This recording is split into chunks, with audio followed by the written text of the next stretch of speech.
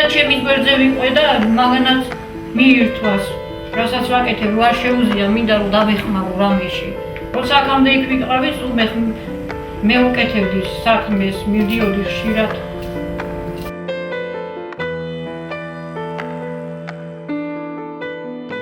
შიშის ქვეშა ვეღარ გადავდივარ მშობლებთან. ჩვეულებრივად როგორც დავდიოდი, ვეღარ მეშინია რომ გადავიდე, რომ მკითხო საბუთები.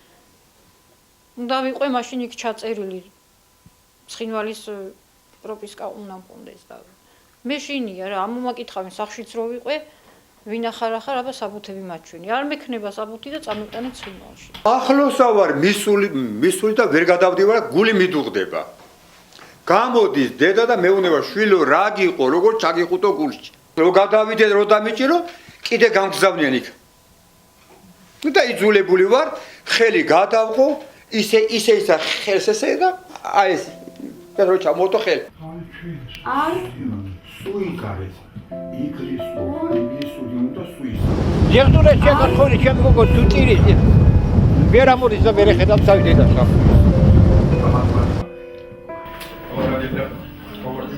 ავადარი, გაუმარჯოს, მშვიდობას გაუმარჯოს, ტარიელე. აი ხელში.